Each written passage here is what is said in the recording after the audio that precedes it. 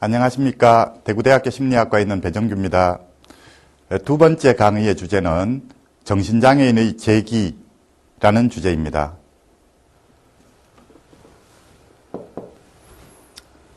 정신장애를 어떤 관점으로 볼 것인가? 정신장애를 병의 관점에서 볼 것인가? 삶의 관점에서 볼 것인가? 이제 이 이야기를 시작을 하겠습니다. 이번 강의의 주제는 크게 세 가지입니다. 제일 먼저 재기의 과정을 알아보도록 하고, 그 다음에 그를 통해서 재기의 개념이 무엇인지를 알아보고, 그리고 정신장애인들이 재기하는 데 필요한 요소가 어떤 것인지를 알아보도록 하겠습니다. 먼저 재기의 과정입니다. 정신장애인을 돕기 위해서는 그들의 심리적 경험을 이해하는 것이 중요합니다. 자, 그 말의 의미를 알아보기 위해서 회복수기에서 한 문장을 인용을 했습니다. 읽어보겠습니다. 그들은 자동차가 정비되고 텔레비전이 수리되는 것처럼 재활되지는 않는다. 그들은 수동적인 존재가 아니다. 재활과 재기의 개념을 구별하는 것이 중요하다. 재활이란 정신장애인이 이용하여 사회에 적응하는 법을 배울 수 있게 하는 서비스와 기술을 가르친다. 재기란 장애 문제를 수용하고 극복해가는 실생활의 경험을 뜻한다. 동일한 현상에 대해 재활은 외부 세계적 측면을, 재기는 자기 주체적 측면을 가리킨다고 할 수 있다. 자, 정신장애인은 수동적인 존재가 아니다. 인간은 수동적인 존재가 아니다. 능동적인 존재다. 이런 이야기입니다. 자, 그래서 정신장애를 겪어내는 정신장애인의 내적 심리적 경험을 이해하는 것이 중요하고요. 이런 그들의 내적 심리적 경험을 재기 과정이라고 합니다.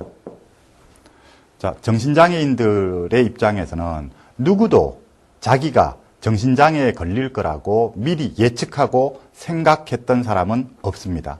누구도 대비한 상태에서, 미리부터 준비되어 있는 상태에서 정신장애를 겪게 되지는 않습니다. 아무런 정신장애에 대한 아무런 지식도 없고 전혀 예상도 못한 상태에서 어느 날인가 정신장애라고 하는 불청객이 찾아오는 거죠. 그러면 정신병원에 입원하게 되고 퇴원하게 되고 약을 먹고 이후에 뭔가 이전처럼 생활해 보려고 애를 쓰는데 잘 안 되고, 그러면서 점차 포기하고, 그래서 결국 방 안에 틀어박혀서 몇 년이라는 세월을, 호송 세월을 하고, 그러다가 어째어째 움직이기 시작하고, 이게 보통 정신장애인들이 겪어가는 과정입니다. 그래서 과연 정신장애인들이 정신병이라고 하는 이 병에 걸리고부터 이후에 어떤 심리적 경험을 하게 되는지에 대한 연구들이 있었습니다. 여러 연구들이 있지만 그 중에 한 편이 이 인디애나 대학에 있는 설리반 교수가 했는 연구인데요. 그 연구에 보면은 정신장애인들은 누구나 간에 이 7단계의 심리적 변화 과정을 겪는다라고 합니다. 혼란과 충격, 부인, 우울과 절망 그리고 포기, 분노, 수용과 희망, 대응 노력, 권위공호, 역량 강화. 자, 이 정신장애인들이 겪는 심리적 변화 과정은 매우 자연스러운 현상입니다. 이거는 우리가 만일 내 손이 칼에 베었을 때, 칼에 베이게 되면은 바로 아물지 않습니다. 칼에 베이면 반드시 피가 나고 딱지가 않고, 그리고 나서 그 딱지가 떨어져야 이게 아무는 겁니다. 그것처럼 우리는 누구나 힘든 어떤 경험을 할 때 공통적으로 겪어가는 심리적 과정이 있습니다. 이제 그 과정을 하나씩 차례대로 알아보겠습니다. 먼저 혼란과 충격 단계입니다. 회복수기에서 인용을 했습니다. 모두들 암암리에 내 얘기를 하는 듯 했다. 내 흉도 보고 그들이 절대로 알 수 없는 내 얘기까지. 시험이고 뭐고 보따리를 싸 엄마 품에 돌아왔건만 엄마까지도 그러는 게 아닌가. 난 상처를 주는 그들을 피해 내 방 안으로 들어박혔다. 사사건건 나의 수치스러운 부분까지 공공연히 떠들어대고 있는 텔레비전도 라디오도 이젠 결코 즐길 수 있는 것이 못 되었다. 그러던 어느 날 정신병원 차가 나를 강제로 정신병원에 입원시켰다. 처음 이제 환자들이 이 증상을 경험하게 될 때, 환청이 들리거나 망상이 생기거나 할 때 환자들의 입장에서는 매우 두렵고 당혹스럽죠. 왜냐하면 우리가 볼 때는 환자 한 사람이 이상해진 거지만 환자가 볼 때는 세상이 이상해진 거거든요. 어제까지 내가 살았던 세상하고는 다르게 오늘 이제 학교에 가보면 친구들을 만나보면 친구들이 이전의 친구들 같지 않고 뭔지 모르게 느낌이 다르고 하는 행동이 다르고 이렇게 보이는 거죠. 밖에 차를 타고 나갔을 때 분명히 갔다가 버스가 내가 학교 간다고 탔던 버스가 이상한 엉뚱한 방향으로 가게 되고 뭐 이런 등등의, 그러니까 우리가 겉으로 볼 땐 본인이 착각하고 실수하고 오해하는 거지만 정신장애인의 입장에서는 사람들이 납득할 수 없는 방식으로 행동하고 자기한테 이상한 일이 벌어지고 이제 이렇게 되는 거죠. 그렇기 때문에 결국은 바깥에 나가는 게 두려워지고 방에 틀어박히게 되고, 그러면 이제 집에서는 강제로 이제 어떻게 방법이 없으니까 정신병원에 입원을 시키게 되죠. 그러면 이제 정신병원에 들어가서 폐쇄병동에서 나는 다소 안정을 찾을 수 있었지만 자유가 구속되었다는 또 다른 절망이 엄습했다. 내가 말로만 듣던 정신병원에 입원해 있다는 사실을 믿을 수 없었으며 그것이 사실이기에 절망했다. 정신병원에 처음 입원하게 되면 충격을 받죠. 저도 임상심리 전문가로서 병원에서 3년 동안 임상심리 레지던트 수련을 했지만 제일 처음 병원에 갔던 기억이 생생하거든요. 정신병원은 낯설고 두렵고 왠지 조심해야 될 것 같고, 그래서 하여튼 처음 몇 달간은 상당히 긴장하고 지냈던 그런 기억이 있습니다. 우리 환자들 정신병원은 자기하고 전혀 관계가 없는 데라고 생각을 했겠죠. 정신병원은 정말 이상한 사람들 많이 가는 데라고 생각했는데 어느 날 자기가 정신병원에 입원해 있다는 것은 이건 치욕스러운 일이고 수치스러운 일이고 받아들일 수 없는 일이죠. 그래서 처음 이런 혼란과 충격을 겪고 그러면서 처음에는 부인하죠. 그래서 물론 우리는 의사와 사회사업가들의 말을 믿지 않았다. 그런 불투명한 예언에 대해 단호히 부인하였고 격분하였다. 우리는 모든 것이 단순한 착오이며 나쁜 꿈이며 우리 인생의 일시적인 좌절일 뿐이라고 느꼈다. 한두 주일만 지나면 모든 것이 다시 정상으로 돌아갈 것이라고만 알았다. 이러한 현실 부인은 중요한 단계였다. 그것은 정상적인 반응이었으며 그 끔찍스러운 처음 몇 달간 살아남는 길이었다. 처음에는 나는 잘못해서 실수로 들어왔다라고 하는 거죠. 물론 내가 병원에 들어오기 전에 내가 이상한 말도 하고 이상한 행동했던 거 인정한다는 거죠. 하지만 그때는 내가 스트레스를 많이 받아서 많이 힘들어서 잠시 한 며칠 동안 내가 이상한 말을 했던 거지, 이제 퇴원하고 나가면 다시 전과 다름없이 말짱하니 아무 일이 없었던 듯이 살 수 있을 것 같은 그런 기분이 드는 거죠. 그런데 퇴원하고 나서 이제 처음에는 저는 이렇게 표현하거든요. 환자들이 정신병원에 입원했다가 퇴원하면 처음에는 바닥바닥해요.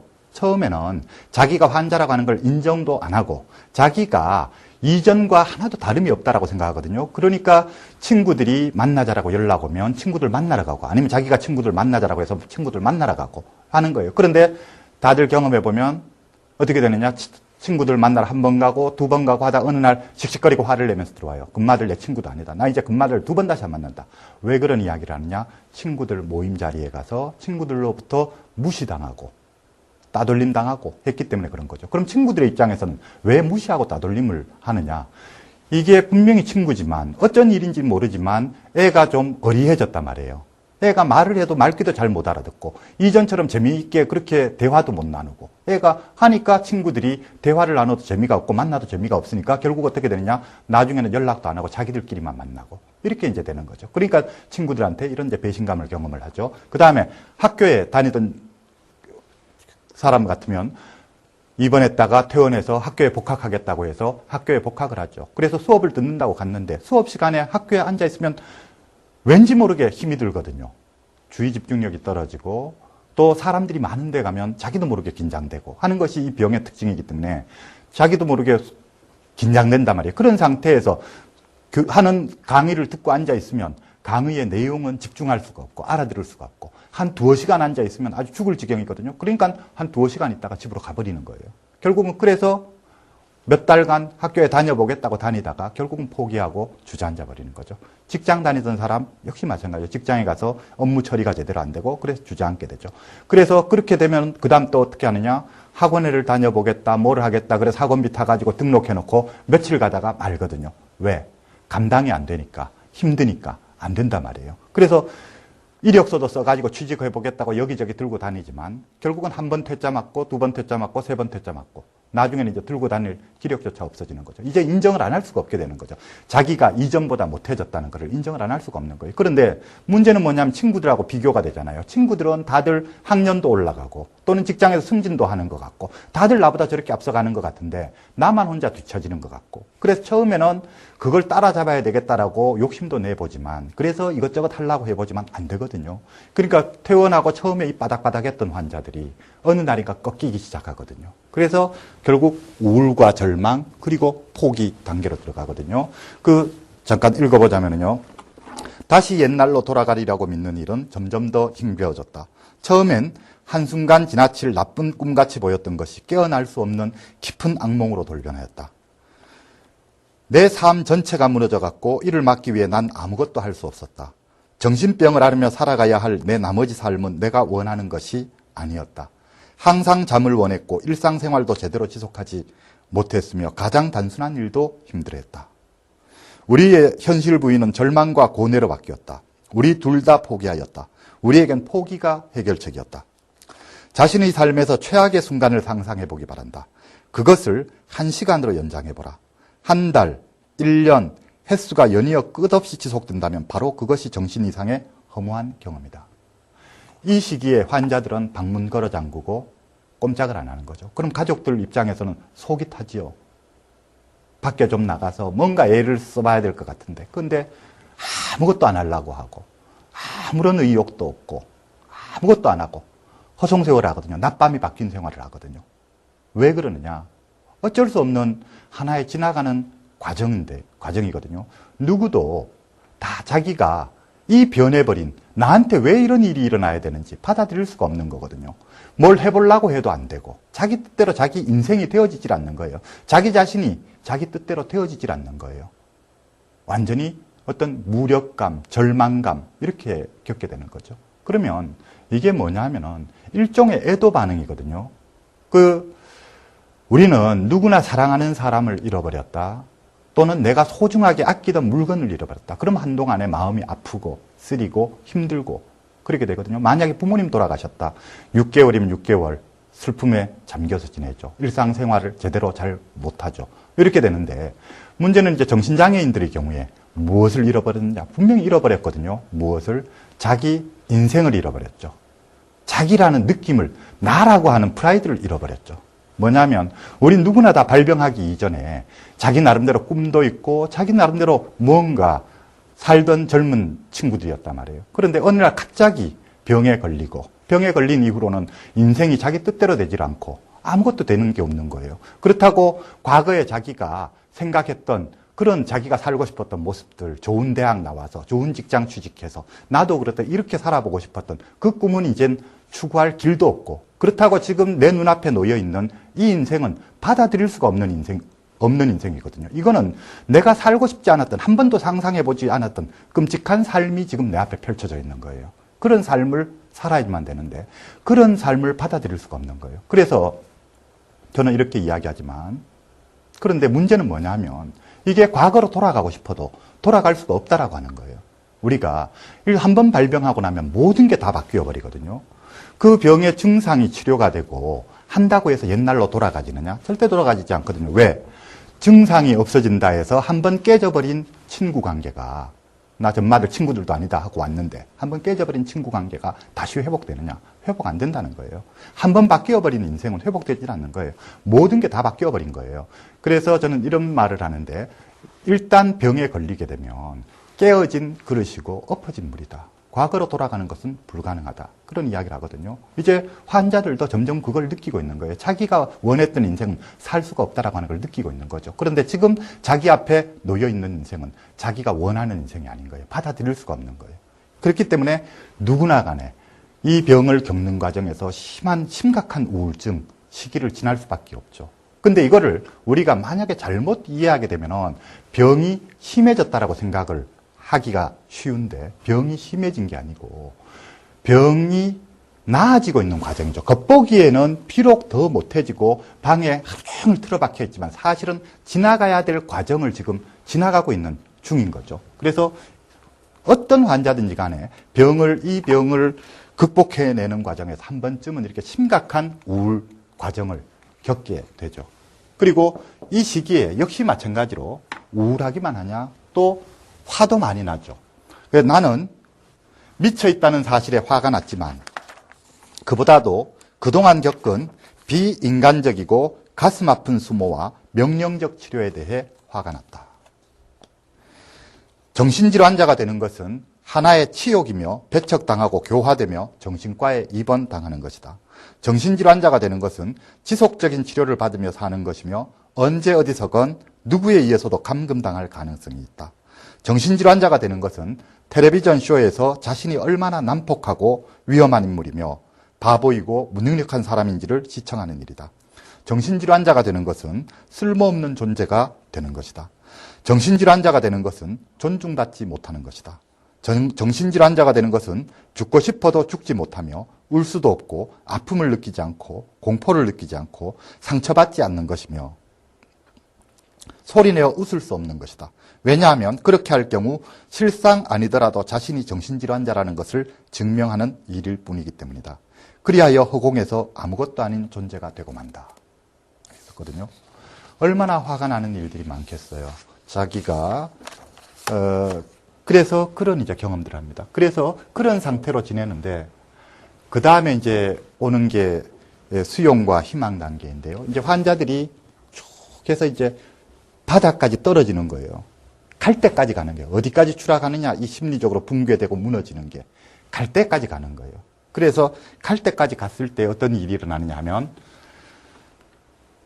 수용이라고 하는 일이 일어나는데 이 수용이라고 하는 게 참 묘해요. 이게 정신장애인들이 회복 수기에서 보면은 또는 정신장애인들이 보고에서 보면은 그게 의지적으로 자기가 하려고 한다고 되는 게 아니라고 어느 날인가 찾아오는 것처럼 그렇게 이제 묘사를 하거든요. 그 전에까지 그렇게 괴롭고 화가 나고 힘들었었는데 어느 날인가 마음이 편안해지는 순간이 오더라 하는 거예요. 그런데 그것에 대해서 이제 어떻게들 설명하느냐 하면 사실상 우리의 재기는 우리의 한계를 마음 깊이 수용함으로써 이루어진 것이다.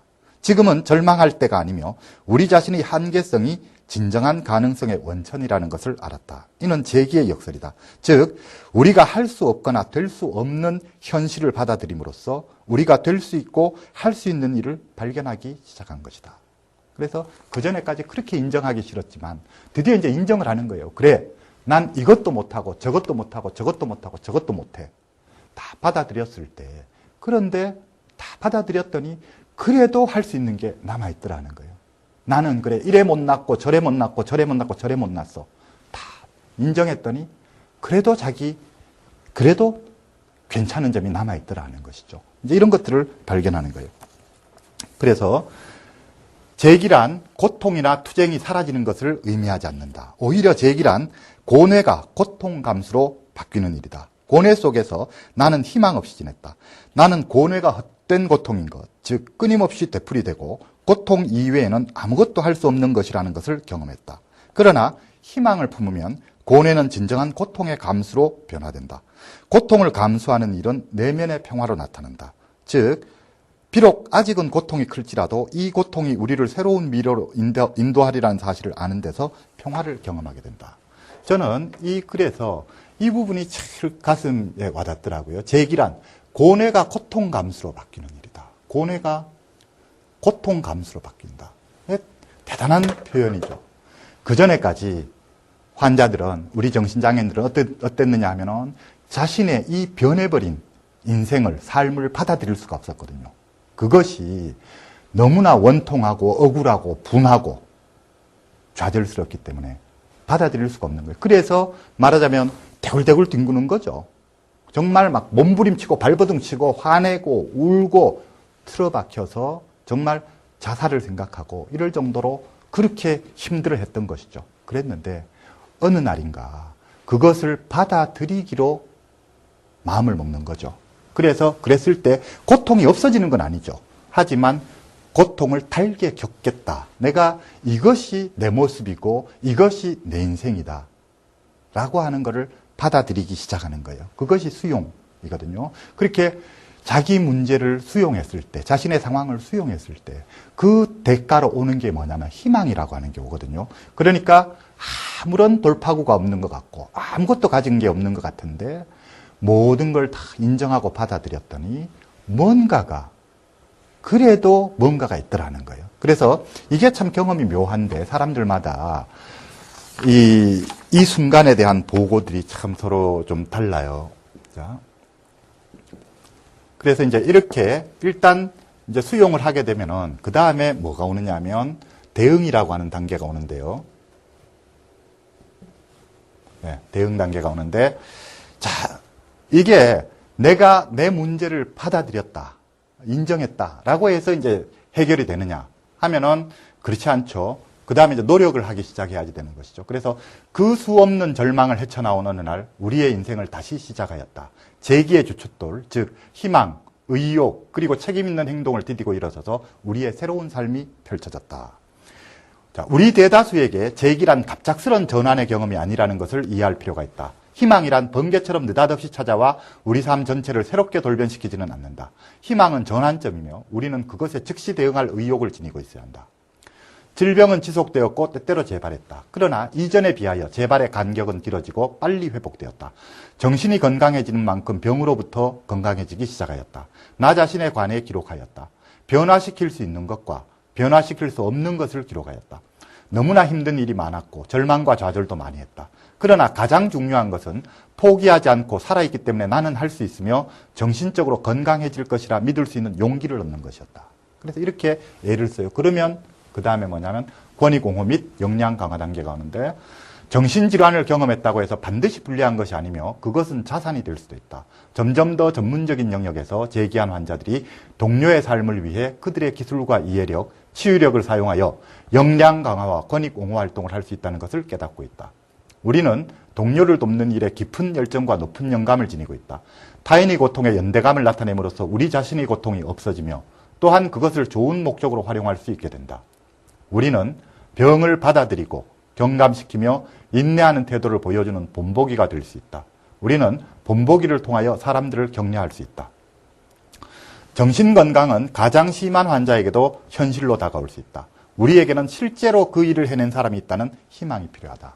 실제로 많은 사람들이 정신병을 극복하고 오히려 병에 걸리기 이전보다도 더 당당하고 만족스러운 삶을 살고 있거든요. 미국에서는 1980년대에 정신장애인들이 회복 수기들을 많이 써내기 시작했어요. 그래서 1990년대에 와서 전문가들이 그 회복 수기들을 보고 환자들이 도대체 어떤 변화 과정을 겪는지를 연구를 하게 되었고, 그리고 그들을 인터뷰해서 좀 더 심층적으로 조사하게 되었고, 이렇게 된 것이죠. 그랬더니 전문가들이 깜짝 놀란 게 뭐냐 하면은 환자들의 그 경험과 전문가들이 이전에 관심을 가져왔던 게 너무 다르더라 하는 것이에요. 무슨 소리냐면 이전의 전문가들은 뭐에 관심 가졌느냐? 크게 두 가지거든요. 하나는 병의 증상에 관심을 가졌고, 이것이 의료 모형이죠. 또 하나는 환자의 기능에 관심을 가졌어요. 이것이 재활 모형이거든요. 환자의 기능과 역할에 관심을 가졌는데, 근데 보니까 환자들은 단순히 증상이나 기능이나 역할이나 이게 문제가 아니라 자신의 인생을 통째로 놓고 지금 투쟁하고 있고 고민하고 있고 그것 때문에 힘들어하고 그걸 헤쳐나오고 하는 이런 과정을 겪고 있는 거예요. 그러면서 전문가들이 겉보기와는 다른 그 환자들의 이 내면의 변화 과정들이 있었던 것이죠. 그래서 이제 이 재기라는 개념이 등장하게 됐던 것인데, 어찌됐건 설리반의 연구 결과를 쭉 이제 정리를 하자면 결국 정신장애인은 이렇게 추락하는 과정을 겪다가, 그래서 바닥에서 한동안의 시간을 보내다가, 이것은 몇 달이 될 수도 있고 몇 년이 될 수도 있어요. 그래서 바닥에서 있다가 어떤 것이 계기가 돼서 다시 올라오죠. 그런데 물론 모든 정신장애인이 다 다시 올라오는 건 아니에요. 어떤 정신장애인은 그 상태에서 그대로 이렇게 가는 거죠. 이것은 정신장애만이 아니라 다른 모든 인생의 심각한 어떤 사건, 심각한 문제를 겪은 사람들이 다 마찬가지인데, 본의 아니게 부도가 났다, 파산을 했다, 이혼을 당했다, 또는 뭔가 자신의 꿈이, 자신이 원하던 인생을 못 살게 되고 자신의 인생이 엉망이 되는 경험을 했는 사람들 중에는 들은 전부 다 이렇게 무너지는 경험을 하거든요. 그랬는데 어떤 사람은 바닥에서 계속해서 가면서 평생을 마쳐버리죠. 예를 들어서 알코올에 중독이 돼서 남 원망만 하고 늘 이렇게 사는 사람도 있어요. 그런데 또 어떤 사람들은 다시 일어서거든요. 그것과 마찬가지로 정신장애인들도 그렇더라는 것이죠. 그런데 여기에서 한 가지 잘 보고 지나가야 될 것은, 그래서 7단계로 이야기를 했지만 크게 보자면 두 과정으로 볼 수 있다는 것이죠. 무너지는 과정과 다시 일어서는 과정인데, 이 무너지는 과정을 특징 짓는 단어가 절망이에요. 다시 일어서는 과정을 특징 짓는 단어가 희망이거든요. 그게 뭐냐 하면은 정신장애인들이 절망 속에 있을 때, 어떤 비관적인 마음을 가지고 있을 때 끊임없이 무너지는 거예요. 끊임없이 무너져서 결국 어디까지 가느냐? 바닥까지 가는 거죠. 정신장애인들이 회복수기에 보면은 과연 무엇이 계기가 돼서 당신이 다시 이렇게 다시 일어설 수 있게 되었느냐? 그때 무슨 일이 일어났느냐? 우리가 전환점이죠. 이렇게 무너져서 이런 완전히 무너진, 이 심리적으로 무너진 상태에서 과연 무엇이 계기가 돼서 다시 일어서게 되었느냐라고 했을 때, 그러니까 열의 5은 뭐라고 회복수기에서 보고를 하느냐 하면, 인터뷰에서 뭐라고 보고를 하느냐 하면, 갈 때까지 갔다, 바닥을 쳤다, 이런 표현을 하거든요. 그러니까 우리 정신장애인들의 이 심리적 경험이 갈 때까지 가는 거예요. 끊임없이 무너지는 거예요. 몇 년간에 걸쳐서 끊임없이 무너져서 결국은 완전히 바닥까지 가죠. 바닥까지 가면은 아무 희망이 없죠. 절망이고 아무것도 변할 수 있는 게 없을 것 같고, 내가 할 수 있는 게 아무것도 없는 것 같고, 내 인생은 이대로 끝날 것 같고, 병은 영영 안 나을 것 같고, 자기 자신은 이렇게 남한테 늘 무시당하고 하면서 별 볼 일 없는 존재로 살아야 될 것 같고, 이렇게 사느니 차라리 죽는 게 낫지 않을까라고 이제 자살을 심각하게 고민하게 되고, 그래서 자살을 시도하는 환자들도 많이 있죠. 이 변해버린 인생을 받아들일 수가 없어서 발버둥 치다가 결국은 포기하는 거예요. 그랬는데 이 절망의 특징 지어졌는데, 그런데 어찌됐건 이 바닥에서 무슨 일이 일어나는지 정확히는 모르지만 그걸 정신장애인들은 자신의 회복수기의 수용이라고 표현하는데, 결국 그렇게 힘들었던, 받아들일 수 없었던 것이 받아들여졌다 하는 것이죠. 그렇게 힘들었던 마음이 어느 날 일부러 의도적으로 편안해지려고 했는 게 아닌데 저절로 편안해지는 순간이 오더라 하는 거예요. 이게 어떤 환자는 자기 엄마가 면회 왔을 때 7년 만에 요양원에 면회를 왔는데, 자기 7년간 요양원에 있으면서 엄마가 면회를 안 오시다가 참 한동안 만에 이제 면회를 오셨는데, 그때 쭉 지나가서 엄마를 탁 안았는데 안는 순간에 파란 하늘이 보였대요. 그랬는데 그 하늘이 정말 몇 년 만에 처음 보는 하늘인 것처럼 느껴졌고, 그러면서 마음이 편안해지면서 이젠 끝났다, 이젠 괜찮아질 거다, 이런 마음이 들었다고. 또 어떤 사람은 희한하게 새해 첫날 1월 1일 날 아침에 눈을 탁 떴는데 마음이 편안하고 올해는 작년보다 훨씬 나을 거다, 그런 마음이 들었다라고 하고, 또 어떤 사람은 책을 읽는데, 그러니까 아는 사람이 소개해준, 자기 언니가 추천해준 책을 읽었는데 그 책을 읽으면서 내가 이 책에 쓰여진 대로 하면 되겠구나 하는 그런 마음이 들면서 마음이 편안해졌다고 하거든요. 그래서 이 사람들이 다들 그것이 계기가 되는 사건은 서로 간에 다양하지만 공통점은 어느 순간인가 그렇게 괴로워하던 문제가, 괴롭던 마음이 더 이상 괴롭지 않고 편안한 마음의 순간이 오더라 하는 것이죠. 그러면서 뭔가 작년보다는 올해가 나을 거다, 올해보다는 내년이 나을 거다 하는 이런 어떤 느낌, 근거는 없지만 그런 느낌이 들더라라는 것이죠. 그래서 이제 이게 가게 되는데, 어찌됐건 이전 단계는 절망, 그리고 이후의 단계는 희망으로 특징 지어진다 하는 것이고요. 그리고 또한 마찬가지로 이전 단계의 환자는 자기 자신을, 정신장애는 자기 자신을 환자로서 파악하는 거예요. 병중심적인 자아정체감인데,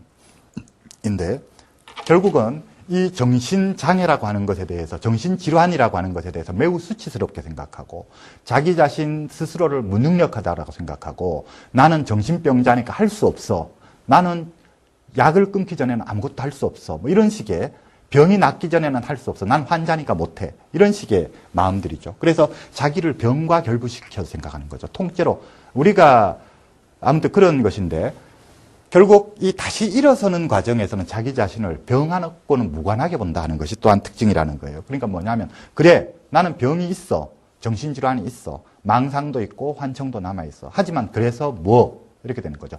그런 증상이 나한테 있음에도 불구하고, 그리고 여러 가지 기능이 남들에 비해 떨어짐에도 불구하고 나한테도 다른 좋은 점들이 참 많아, 이렇게 되는 거죠. 그리고 세상에 사람들이 살면서 문제점 한두 가지 없는 사람이 어디 있어. 누군가는 심장이 나쁘고, 누군가는 간이 나쁘고, 누군가는 폐가 나쁘고, 누군가는 위장이 나쁘고, 그래서 다들 약도 먹고 등등 그렇게 사는 거잖아. 나도 갖다가 그 사람들하고 다를 바가 뭐가 있어. 이제 이렇게 되는 것이죠. 또 마찬가지로 설사 신체적인 병이 없다 할지라도 누군가 성격적인 결함이 있든지 다 그런 사람들은 누구나 완벽한 사람이 없다는 것이죠. 그것을 인식하는 것이고 자기 자신의 단점에도 불구하고 자신의 좋은 점들을 보는 것이죠. 그래서 결국은 병과는 무관한 자아정체감, 내가 병이 있음에도 불구하고 당당해질 수 있는 그런 이제 자아정체감을 갖는다는 그런 특징이 있습니다. 그러니까 결국 뭐냐면 이 전체적인 과정이라고 하는 것이 결국 환자들이 이렇게 무너지고 힘들어하는 것이 내 꿈이 산산조각이 나버렸고 내가 원했던 인생을 살 수가 없고 내가 이전에 생각했던 나라고 하는 자부심, 프라이드를 결국 지킬 수가 없고 하기 때문에 결국 이렇게 무너지는 거죠. 그래서 중간에 그 자신의 인생을 떠나보내기 위해서 인생을 떠나보내면서 애도 기간을 겪는 것이고 이전에 자기 자신을 떠나보내면서 애도 기간을 겪는 거예요. 그래서 그렇게 슬퍼하고 방에 처박혀 있고 울고불고 몸부림치고 별거 아닌 일로 신경질 만들어서 식구들한테 덤벼들고 하는 이런 시기를 보내게 되는 것이죠. 그런데 그러다가 결국은 변해버린 자기 인생을 받아들이는 거거든요. 별 볼 일 없는 이 자기 인생을 그래도 이게 내 인생이라고 받아들이는 거죠. 남들이 다 무시하고 업신여기는 그 자기 자신을 그래도 이게 나라고 받아들이는 거죠. 그래서 이 시기에 과거를 생각하고 살았다면, 그래서 지금의 내 모습이 못마땅하고 했었더라면 이 시기에 이제는 과거는 어떤 면에서 잊어버리는 거죠. 오히려 앞날을 내다보는 거죠. 그래, 여기에서 새로 시작한다. 이게 나고 이게 내 인생이다. 여기에서부터 새로 시작한다. 이제 이렇게 되는 것이죠. 그래서 결국은 나중에 되게 되면은 이전과 같은 인생은 아니지만 이전과는 다른 인생이죠. 이전과는 다른 인생이지만 그런 인생, 그렇지만 만족스럽고 행복하고 가치감을 느끼는 인생을 살게 되는 것이죠. 이게 이렇죠. 우리는 흔히 사회적인 지위, 수입 등등 이런 걸로 사람을 평가하지만 오히려 사회적 지위나 수입 면에서는 설사 과거에 자신이 꿈꾸었던 삶보다도 못할지는 모르지만 스스로 느끼는 프라이드, 삶의 가치는 훨씬 더 나아지는 거죠. 정신장애인들이 이런 이야기를 하거든요. 내가 만일 정신장애에 걸리지 않았더라면 어쩌면 나는 지금쯤 매우 교만한 사람으로 살고 있을지도 모른다. 근데 다행히 병에 걸려서 내가 다른 많은 사람들을 이해할 수 있고 그런 폭넓은 마음을 갖게 됐다. 그렇게 이야기하거든요. 결국 뭐냐면은, 그렇죠. 우리가 삶에서 한 가지를, 저는 그렇게 생각하는데, 100% 손해만 되는 일이나 100% 이득만 되는 일은 없다고 생각해요. 모든 일은 다 양면성을 다 가지고 있거든요. 이득이 되는 부분이 있으면 반드시 손해가 되는 부분이 있고, 손해가 되는 부분이 있으면 이득이 되는 부분이 있다는 것이죠. 우리 정신장애인들이 이 시련을, 이 오랜 세월에 걸쳐서 정말 5년, 10년, 15년, 이 10여 년의 세월에 걸쳐서 이런 어떤 쓰라린 어떤 경험을 하고 지나가는데, 이 경험을 잘 겪어낸 사람들은 어떤 이야기를 하느냐면 회복수기에서 한결같이 자신의 정신병, 자기가 정신병에 걸린 거에 대해서 감사한다 라고 하거든요. 그 병을 겪었기 때문에 그래도 내가 이만큼 괜찮은 사람이 되었다, 이렇게 표현하거든요. 이때 괜찮다라고 하는 것은 결코 외부적인 모습이 아니죠. 내면의 성숙을 이야기하는 것이죠. 남들을 이해할 수 있는, 남들을 배려할 수 있는 정말 그런 거를 속이 다 썩어봤고 문드러져 봤기 때문에 세상에 딴 사람들 가슴 아파하는 거, 힘들어하는 게 눈에 보이는 거죠. 그 사람들을 도와주고 싶어하는 마음이 생기는 것이고 정말 인간적인 인간애가 나가는 것이고 그런 것이죠. 또한 인생도 살아봤기 때문에 애를 바닥바닥 써서 되는 것도 아니고, 그러니까 욕심도 접을 건 접고 낼 건 내고 할 줄 알게 되는 것이죠. 그래서 정말 어떤 면에서는 우리가 병을 앓는다라고 하는 것이 우리가 의료적인 관점이라든지 또는 등등 재활 관점에서도 그럴 수도 있겠지만 어찌됐건 보면은 이게 뭔가 문제다라고만 보는데, 오히려 정신장애인들의 회복수기를 통해서 또는 그들을 만나서 그들의 경험담을 인터뷰를 해보고 하게 되면 이 병을 잘 겪은 사람들에게 있어서 이것은 하나의 단순한 문제가 아니라 이거는 사람이 변해가는 과정이죠. 사람이 변해가는 과정이고 사람이 발전해가는 과정이고 사람이 성숙되어가는 과정이고 하거든요. 그래서 발달 과정이다, 성숙 과정이다. 심지어 변형 과정이다라고 이야기하거든요. 사람이 통째로 바뀌는 그런 어떤 과정이라고 하는 것이죠. 통째로 이전보다 훨씬 더 괜찮은 사람으로 바뀌는 그런 경험을 이야기하는 것이죠. 따라서 이 회복 수기를 통해서 보는 이 정신장애인들의 내면의 심리적 변화 과정이라고 하는 것은 정신장애인들이 성숙되어가는 그런 어떤 과정이다. 이렇게 볼 수가 있습니다.